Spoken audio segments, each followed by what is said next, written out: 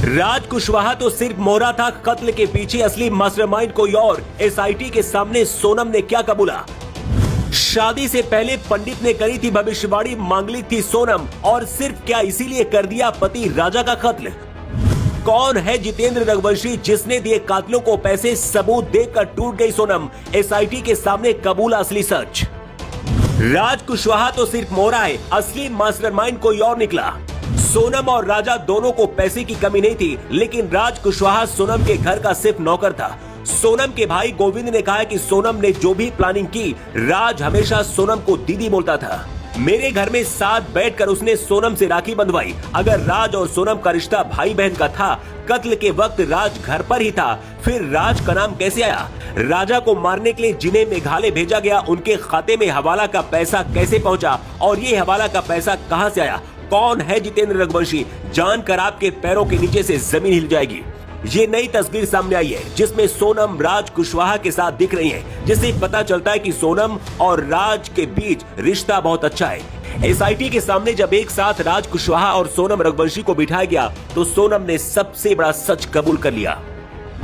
Police ने सोनम और राज कुशवाहा को आमने सामने बिठाकर पूछताछ की। इस दौरान 42 सीसीटीवी फुटेज, खून से सनी जैकेट, सोनम का रेनकोट और अन्य सबूतों को सामने रखा गया। सबूतों को देखकर सोनम टूट गई, क्योंकि उसके पास कोई जवाब नहीं था। ऐसे में एसआईटी की टीम के सामने सोनम ने कबूल कर लिया कि राज कुशवाहा और 3 सुपारी किलर्स के साथ मिलकर प्लानिंग की थी।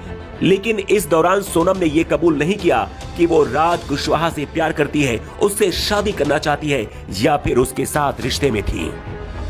राज कुशवाहा के परिवार का कहना है कि उनके बेटे ने कभी भी सोनम से प्यार के बारे में नहीं बताया। सोनम के परिवार का कहना है कि सोनम राज कुशवाहा को भाई मानती थी और उसे राखी भी बांधती थी। सोनम के भाई ने बताया है कि उनकी बहन मांगलिक थी और शायद मंगल दोष खत्म करने के लिए उसने राजा से शादी की और मरवा दिया। लेकिन असली मास्टरमाइंड क्या कोई और है?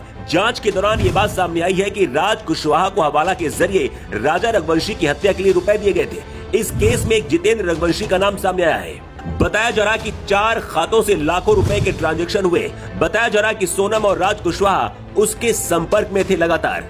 वैसे पुलिस ने अभी तक इस मामले में कोई आधिकारिक बयान नहीं दिया। राज कुशवाहा क्योंकि सोनम के यहाँ नौकरी करता था और कर्मचारी वही करेगा जो मालिक कहेगा। ऐसा हो सकता है कि दबाव में आकर राज कुशवाहा ने कोई काम किया हो।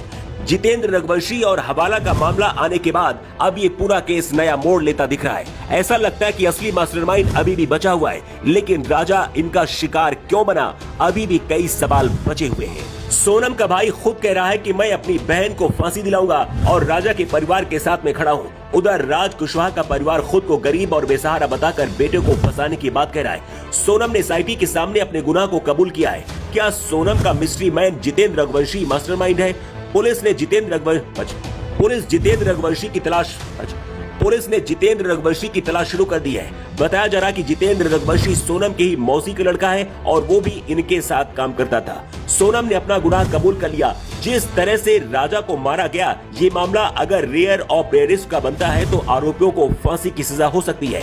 वैसे आपके हिसाब से आरोपियों को कैसी सजा मिलनी चाहिए? कमेंट बॉक्स पर लिखकर आप जरूर बताएं।